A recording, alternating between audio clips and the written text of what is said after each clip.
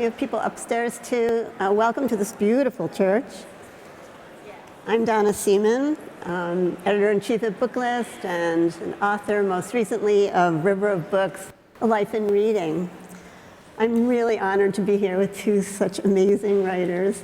I have very short bios to read. They really don't even begin to explain who Imani Perry is.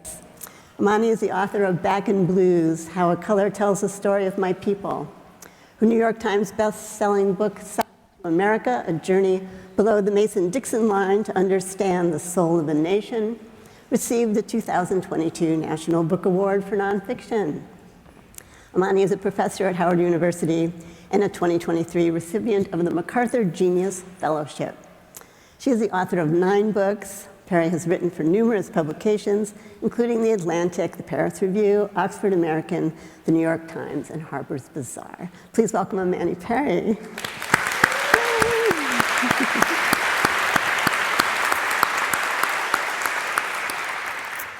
And Viet Thanh Nguyen is the Pulitzer Prize-winning author of The Sympathizer, which won many awards, as well as the Carnegie Medal.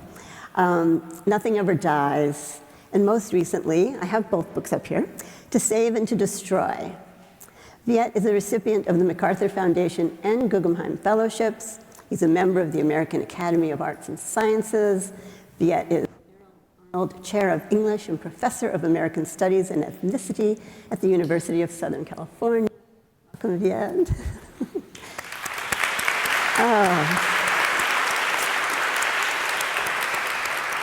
So one more bit of business. I would like to let you know that books by the authors in this program can be purchased from the Center of Fiction. What happened? The Center of Fiction at the back of the church, where we will be signing books immediately following the program. All right, so much for business. I thought we would begin by talking about the books in specific and then some general questions. Imani, I was really struck by Black to Blues. It's a beautiful book. It's gorgeous and revelatory history of the many roles blue, the color blue, has played in Black lives. At the end of a quote about remedies to studying Black life, which has not been documented in the past, the work of remembering is also the work of asserting value to what and who is remembered. And I wonder if you could talk about that and how it shaped this particular book. Sure. Well, first of all, thank you so much for hosting this conversation, and it's so lovely to share stage with Viet, and so lovely to be in conversation with you all as well.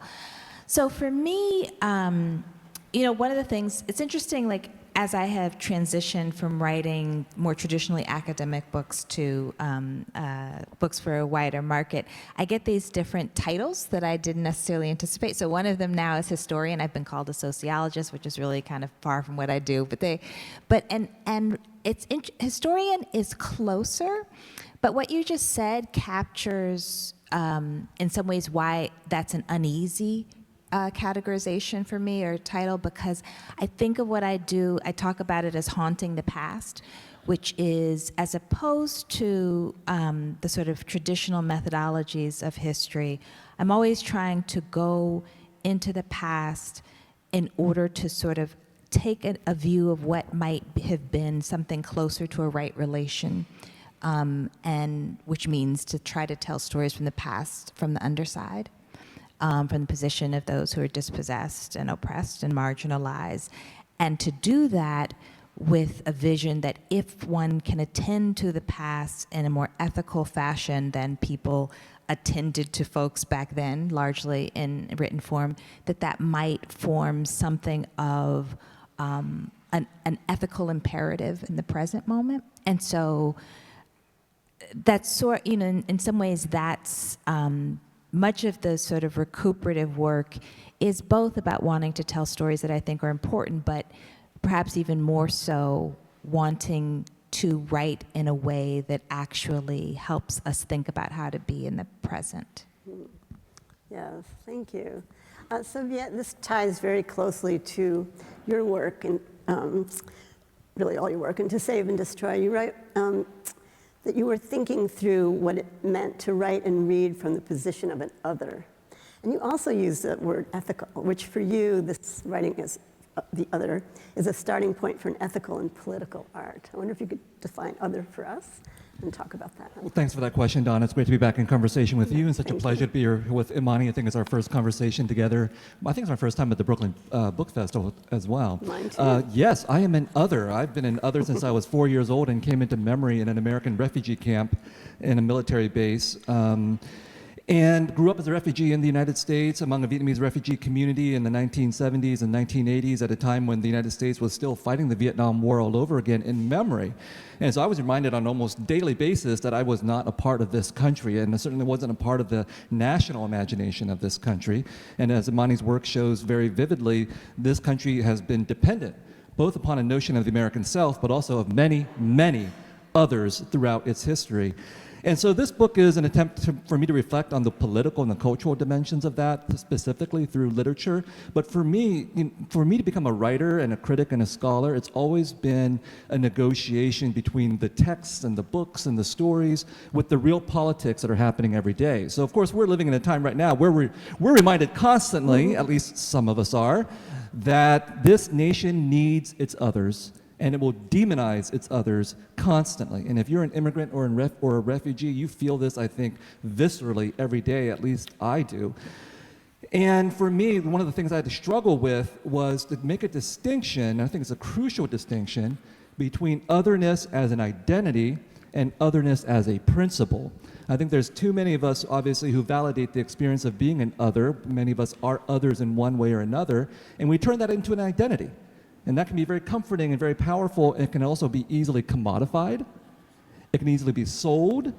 It can easily be used to justify another form of oppression, as we're seeing today, where those who have been subjected to genocide and Holocaust turn around and commit genocide on other people. So what's really crucial is to think about, for me, otherness as a principle.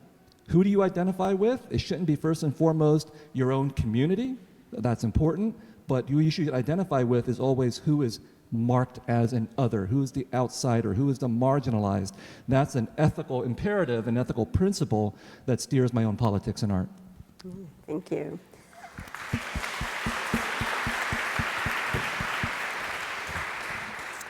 It's very much on our minds that we're living in a time of constant lies and severe censorship. Imani, you have a really beautiful phrase in your book that you're seeking truth with a heartbeat. And this conversation is supposed to be about nonfiction from the personal lens. So to me, the heartbeat sort of indicates something personal. I wonder if you could talk about that. Yeah, so it's interesting. The book is dedicated to two of my cousins who both died in their 50s as I was writing the book. It was one is described more elaborately in the book than the other, and then the second, we were in production, and I said I have to make some changes because I have to talk about him as well. And they both died. Their hearts gave out, both of them. And that is a literal reality for people who live with the kind of stressors that people who are othered or marginalized or oppressed live. So that, so there's, it's poetic, but it's also real. That sort of what is incumbent upon us, the living, right, whose hearts are still beating, to do in relationship to those whose hearts have given out. It feels like, and I'll just say one more thing related to that. So the night of my first event, which was here, the launch event was in this room, the night before, I received a text message at 3 o'clock in the morning that said my grandmother's home had burned down. And that's the home, that was my first home. The book begins there. And of course, it's an older home and a community that had declined and those sort of standard things.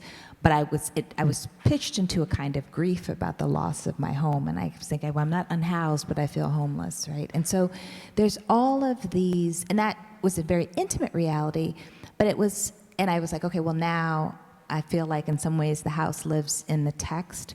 But there's a way in which that sort of truth, wanting that truth seeking to be resonant with readers who have experienced various kinds of losses, but again, that it doesn't become navel gazing, that it becomes a sort of pathway to thinking about, how to be truthful in a way that honors those, again, who often are neglected. So yeah, it's a sort of like, I just don't want to call it a literary device as much as but in some ways it is, like a sort of how do you create resonance that has a visceral quality is what I was looking for, yeah. Yes, exactly. And yet you do the same when you tell stories about your childhood and stories about your family. And you also talk about loss. Well, yes. I mean, I like to joke that I'm sort of grateful for being a refugee because it's left me with the requisite emotional damage necessary to be a writer. That's a delicate balance. I think you have to have some damage to be a writer. You don't want to have too much damage that you mess up yourself and other people. But anyway, I was trained as a scholar, and I have a PhD. And in order, at least in my experience, to survive as a person of color in the academy, I had to shut down all my emotions. And that also helped to survive the refugee experience. I can't think of a single refugee I know who hasn't been through a traumatic experience, either an incredibly traumatic experience or a minor traumatic experience or being an eyewitness to other people's traumatic experiences. And I like to say that I'm an eyewitness to the eyewitnesses of history who are my parents. So I grew up watching their struggles, and they suffered a lot, and then I think I suffered sort of the secondary effects of that traumatic experience. And what I learned as a scholar trying to become a writer was that in order to write in a meaningful way, I had to do what a lot of scholars don't want to do, which is access emotions, to go to the painful places. And I like to use the metaphor of the trap door, because one time I was giving a talk to like 800 people, and I started talking about my parents' grocery store. This Vietnamese grocery store, they ran 12 to 14 hours a day, almost every day of the year. And of course, I knew this had happened, and I thought I was just recounting a fact. And then as I was standing in front of these 800 people, I felt almost like the floor give away underneath me, and I was overcome by emotion, and I couldn't continue. And that was a sign to me that this was the trap door. This was the history that I had to be able to access. I had to be able to go into. I had to go back to my childhood. I had to go back to that traumatic experience of coming into memory at 4 years of age in a refugee camp. And while a lot of my writing is powered by theories and ideas and so on, the writing also has to be powered by these emotions as well. And so yes, those emotions drove the memoir, Man of Two Faces. And even though this is a book from an academic press, A Man of To Save and to Destroy, it's a very emotional relationship to storytelling and to literature. I mean, I really do believe, and the reason why the book is called To Save and to Destroy is I became a writer because I thought stories had the power to save us, which they do. That's only half the story. If stories have the power to save us, they also have the power to destroy us. And once I realized that full complexity, then I could justify becoming a writer. Yes, very powerful. Very powerful. And so, Imani, you're also an academic and made the switch to writing for the general reader. You've brought readers along with you. The first book I read was your book about Lorraine Hansberry, of yours. And I was so impressed. I mean, it's a biography, but you're in it too. And I really love that. Journey to your book about the South, you take us with you. So here you're taking us through the color blue, which is, works on many levels, but what kind of a core part is the first thing many people might think of, which is the blues, the musical blue, and how that embodies the idea of living as protest. And I wonder if you could talk about that. Sure, and that's a term that's a sentence that comes from Lorraine Hansberry's description of growing up on the south side of Chicago, and her turn to wanting to attend to the lives. She grew up relatively elite. Her father was a real estate mogul. Both her parents had gone to college, but she lived in this community of folks who'd come up from the Great Migration who were, ghettoized, subject to violence when they moved out of their communities, exploited at work, and so forth. And she saw the families around her engaged in what she said is living as a protest. That is to say, to not be reduced to the terms that they experience, the kind of domination that they experience, but actually to resist at every turn. And she really had a lot of admiration for her working class friends who, you know, were willing to come to blows if someone got in their faces, as opposed to the respectable way of doing things that she learned from her father. She would tell this story about her father did everything the right way. He was a capitalist. He was, he was a good American, and then he ended his life dismayed and disillusioned, and was going to move the family to Mexico. Just gave up on this country. So that was a long way to get to, yes, living as a protest. And so I'll just give an example of this with relationship to the color blue that really struck me deeply. So indigo cultivation in the Americas was sort of staggered from Central America to South Carolina. And there's this woman, young Eliza Pinckney, who was known in South Carolina as a person who brought indigo cultivation to South Carolina. And the whole country was the whole world was seduced by that color blue of indigo. And she was a young and precocious woman, but she actually isn't the person. She owned a plantation. She was originally from Antigua, was English from Antigua, but she wasn't the person who actually figured out how to cultivate indigo. It was a black man from the French Caribbean who went unnamed. And so I try to tell this story about how difficult indigo cultivation was, what it meant to be of a people historically who had used indigo, who had dyed indigo, who were craftspeople, and then found themselves being traded for indigo in the transatlantic slave trades. So imagine not once being a craftsperson and then being put on a boat and seeing an exchange value where, as a human being, you are worth the same as a block of dye. And then coming and enduring the harsh conditions of indigo cultivation in the Americas, but then still retaining a love for the color blue and use of indigo to paint porches and ceilings and sustaining a kind of spiritual meaning associated with indigo. And I think of it as a kind of spiritual grandeur to be able to still have a sense of beauty, even in terms in which you are understood as commodity in a comparable way to those artifacts. So it's one of the themes that carries through. It's about retaining one's humanity. Yeah. Yes, indeed. Viet, you also addressed that issue. And I kept thinking, I've read your nonfiction and your fiction, your novels. You have a really beautiful, and I pick out these phrases because they're beautiful and they really resonate.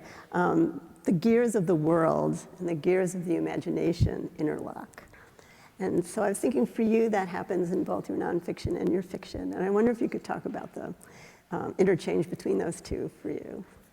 Yeah, I mean, for me, going back to that refugee idea and now me wanting to become a writer, it was sort of impossible for me to go to my refugee parents and tell them, Mom and Dad, I really love Jane Austen and the Romantics, which I do. As this little refugee boy in San Jose, California, go to the public library, I would just read. I was an Anglophile, and then 30 years in the academy and then English department has cured me of my Anglophilia.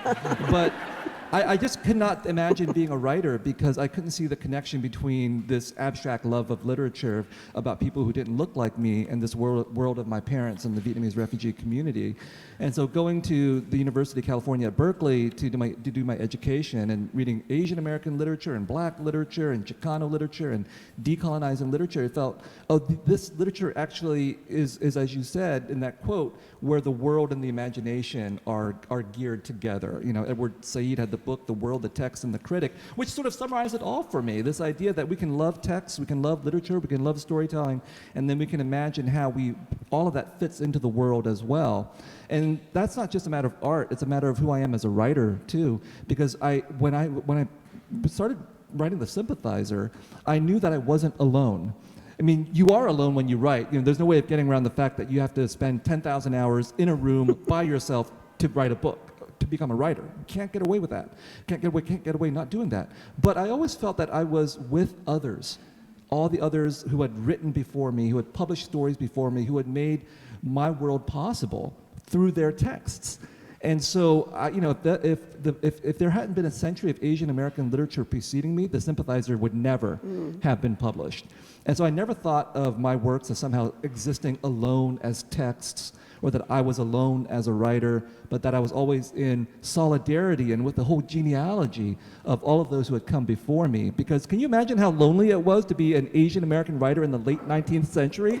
There were these people, and because they did that first, I could do what I did a century later, and I find that idea of myself and the text and the world and the genealogy all interlocked together to be so enormously empowering for me. Yes, beautifully said. So, Imani, you obviously wrote about Lorraine Hansberry. There's all kinds of people in your book about Blue.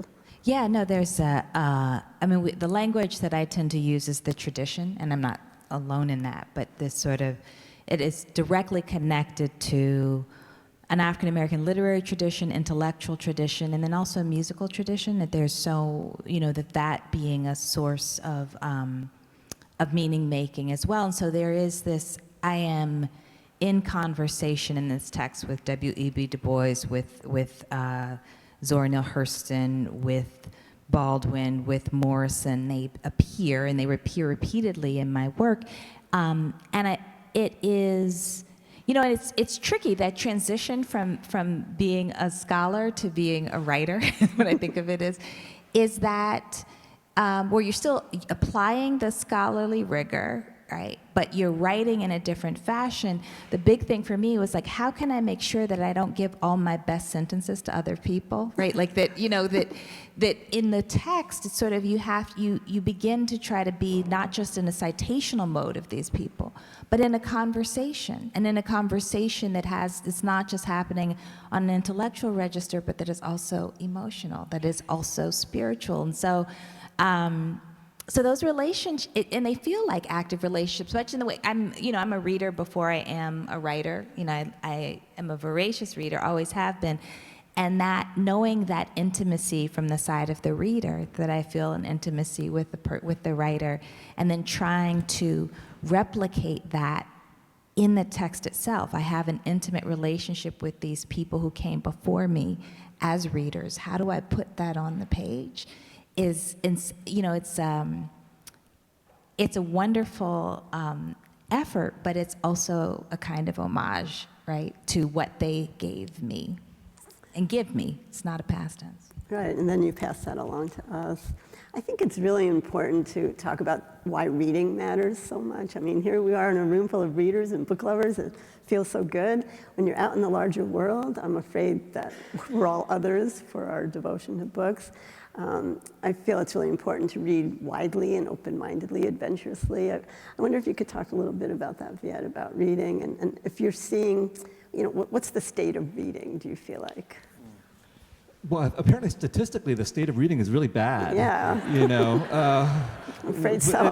But I get this feedback loop because I do events like this, and I get to meet readers, right? And I get to meet not just these older readers, but yesterday I was in Seattle, and this 8th grade girl came up to me, and she had read my work, and a week ago there was a 14-year-old girl who'd read The Sympathizer, and I was like, "Are you okay? Have you read The Sympathizer? Are you okay?" So those experiences validate it for me that there are still people out there, young people, people I would consider to be children, who are as nerdy as I was when I was their age. Because when I was their age, I was also going to the library and reading books I should not read.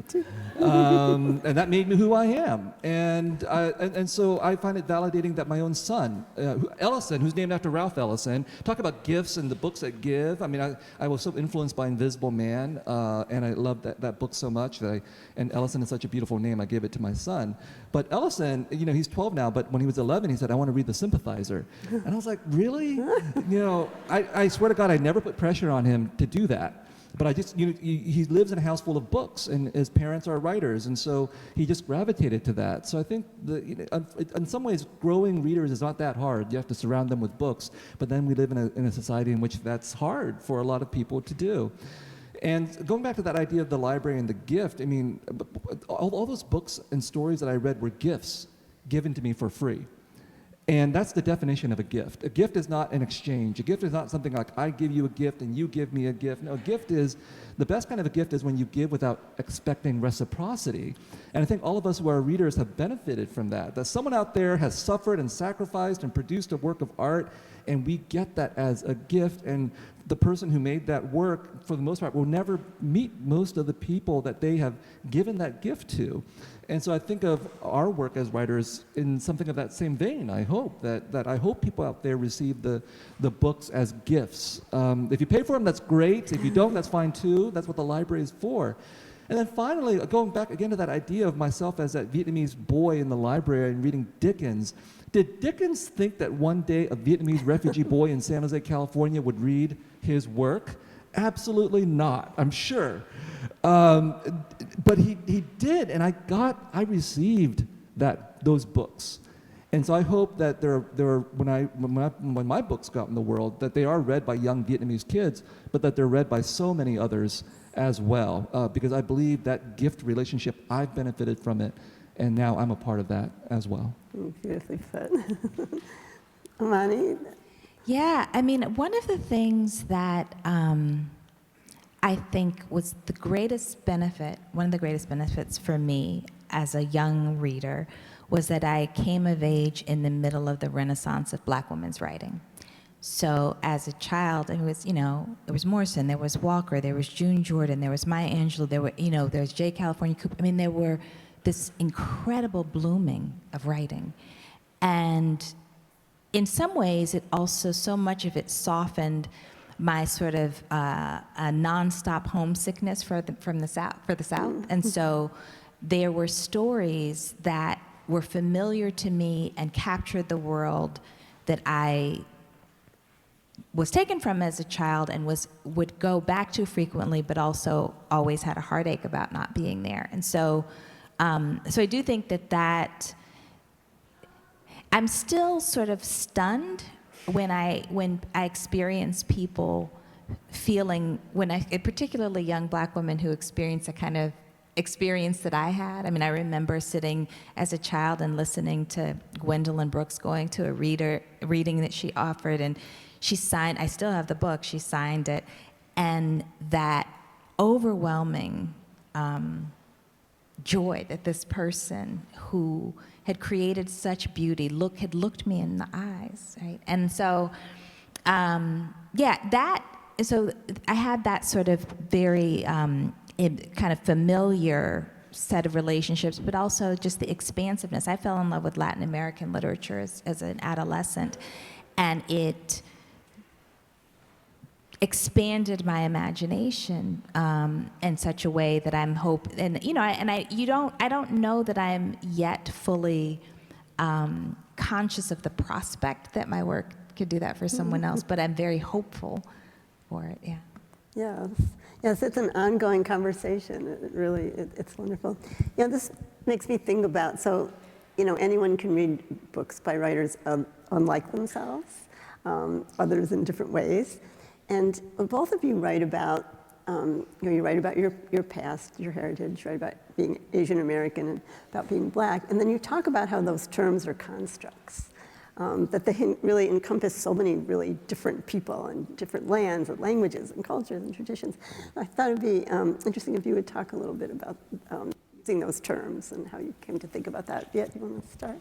Well, yeah, I went to school at Berkeley, and I stepped foot on the Berkeley campus when I was 19, and I immediately became radicalized as an Asian American. I remember being in Ron Takaki's Intro to Asian American History course, reading his book Strangers from a Different Shore, which was the first major Asian American history, and just getting really angry. I was like, I can't believe I didn't know any of these things from our history, right? And that was my entryway into a political consciousness and into an aesthetic consciousness, reading Asian American literature and so on. So I became an Asian American, and it was a very powerful identity for me. But by the time I published my first book, which was about Asian American literature, I'd become increasingly concerned and actually skeptical about Asian American identity. I think it still matters. I think it's enormously powerful. And it's a good thing that we have Asian American identity, and that's why we have boba tea everywhere, and you can find boba tea. Everybody drinks boba tea, okay? So everybody watches K-pop Demon Hunters, all right? So, and so all that is great, except for the fact that, again, going back to this idea of otherness as an identity versus otherness as a principle, clearly with Asian Americans, I think, we have seen such a successful political and cultural transformation of the place of Asian Americans. Going from being a population that, when you said Asian American 30 years ago, people were like, what's that? Now you say Asian American, everybody knows what that means, I think. But what does what does being an Asian American mean? Does that mean like I and Kash Patel have something in common? I mean, no, we're both Asian Americans technically, but like, no, I don't want to be affiliated in any way with Kash Patel. And that, just using him as a particularly absurd and terrifying example. But I think many communities are like that. We can find a common bond in language and customs and food and affection and things, but when we get into ideology and politics, then what does that identity mean? And I think for the Asian American community or communities, that's exactly what's taking place. Now, you also have to think about the fact that Asia is gigantic. Yes. Asia is gigantic. And people in Asia hate other Asians all the time, So what was radical about Asian American identity in the 1960s was that it was these Japanese, Chinese, Korean, Filipino college students getting together and forgetting deliberately about the fact that all of their countries of ancestry or origins fought each other, but here in the United States they would be unified as Asian Americans. And now you look at Asian Americans, there's a lot of conservatives and neoconservatives and outright fascists and so on. And so it becomes increasingly important for us to make that distinction between our identity and our principles. And that is the only positive upside of this moment where we have people like Kash Patel representing an Asian American community, because it makes us choose. It makes us choose and makes us clarify our political beliefs and what we believe in and our role in this country and what we want this country and our communities to be. Yes, indeed. Yeah, no, I mean, absolutely that. I love the James Baldwin's formulation that you should wear identity like a loose garment. And, for years I taught legal history courses. And I would teach a class called Race in the American Legal Process, and basically about sort of the way law constructed race. And I had large numbers of Asian American students in my classes, in part because it was the only place at Princeton at that time that you could get any history of Asian Americans in the curriculum. And, in this, which was that has changed, but was really kind of a travesty. But because the course focused on the construction of race as opposed to, not as opposed to, but the way in which people were racialized and then how people responded, that dynamic relationship between where you are ascribed, the group to which you are ascribed, and then the political interpretation became apparent in the class, so that there wasn't this, I was able to avoid in the classroom this sort of projection of certain sets of commitments by virtue of the fact that you belonged to one group or another. And I think that was useful as a way of teaching. And I also think it's useful as a way of thinking, right? And it becomes, I think, particularly tricky when you're talking about multiple groups of people who are ascribed to the same category, and who also may be experiencing, exploitation, colonialism, neocolonialism in distinct ways, and also then finding themselves in competition with each other in the U.S. context. And so that requires, to attend to that fact, and also attend to the way that one addresses it, which is, what Viet was talking about, is through a certain type of politics, right? And so what are your commitments, right? There's the fact of belonging to a particular group. There's the fact of perhaps having that membership lead you to being disadvantaged in various ways. But then the question becomes, how do you interpret it? And that question of interpretation is, I think, where you find your people, right? That's where you find your politics and your commitments. Interesting, yes. So I've been thinking a lot, obviously, about censorship, trying to shut things down, revisionist history, trying to deny the past, classic whitewashing. I've also been thinking a lot about artificial intelligence, which as readers and writers we should be concerned about. And I wonder, I think it's impacting education, so you're probably both dealing with that. It also makes me think about how we need to reassert individuality and genuine human experience, that there is human intelligence that we need to share. So it's, it seems like solidarity is sort of pushing back and trying to understand this corporate force that's just been unleashed on us.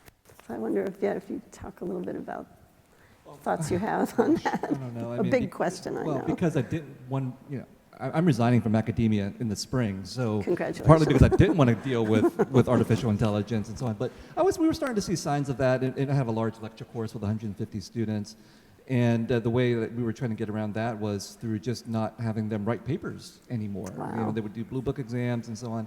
But when we talk about community, I think that was really a crucial part of this class, but because there was a class on the Vietnam War, and their major project was to work in teams to interview survivors of the war, whether they were Americans or Southeast Asians.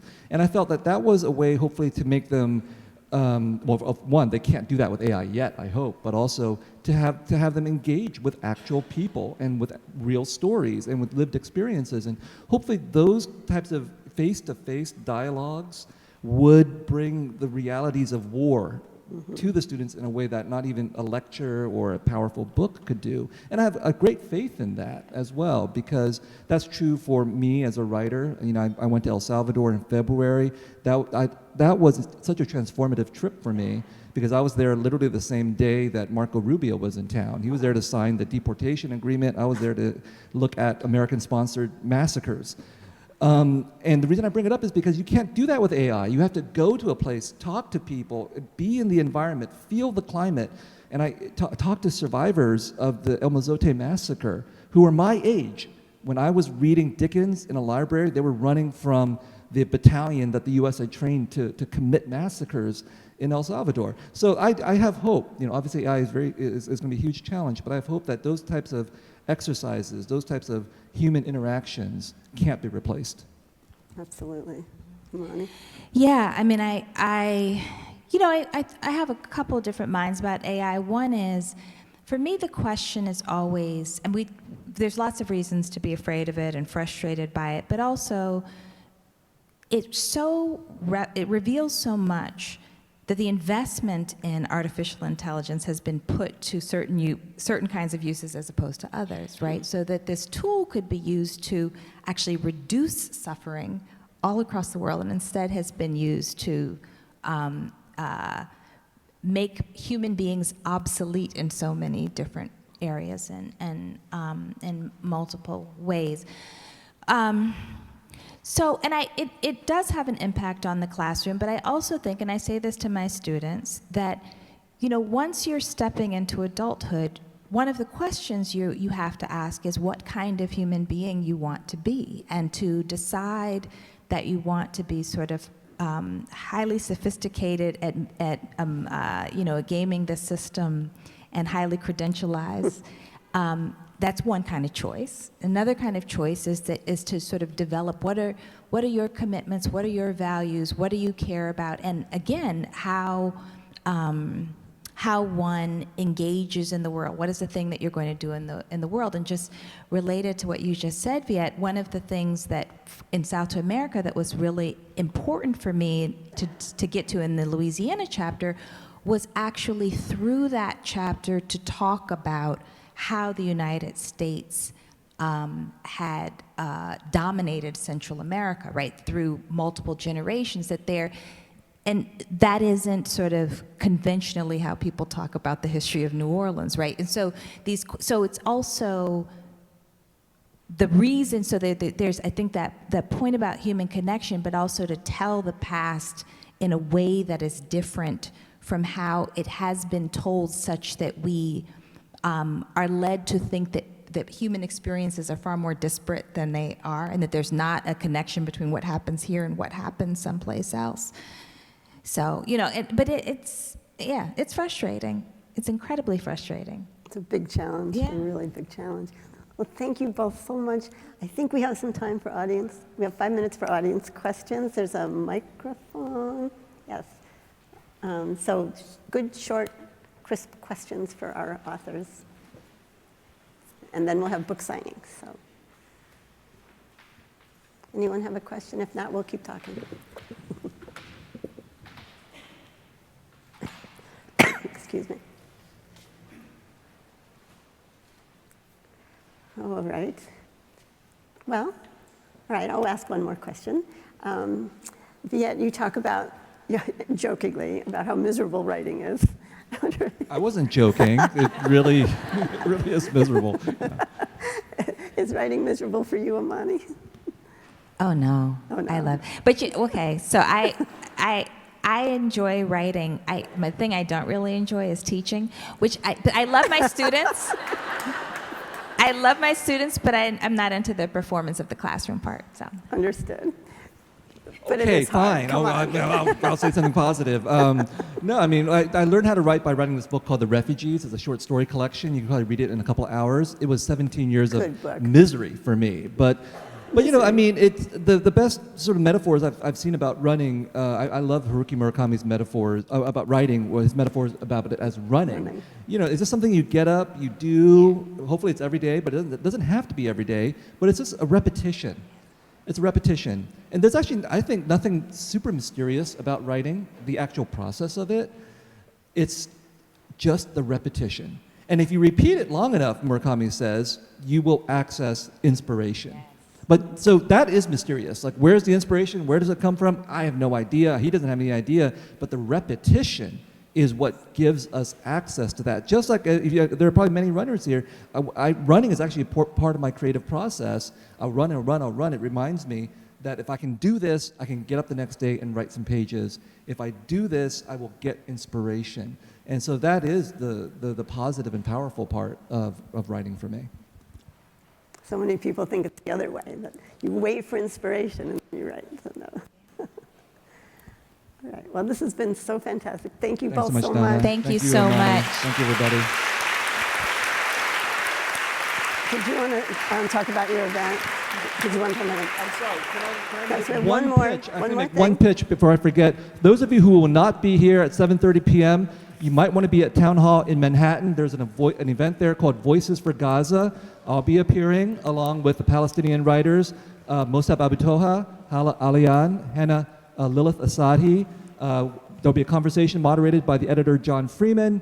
Our MC is Asif Manvi. There will be a film and a presentation by Nan Golden, and then an appearance by the Resistance Revival Chorus. All proceeds go to the children of Gaza. Thank you so much. Thank you. Thank you. Will you sign my book real quick? Okay, thank you everyone for coming.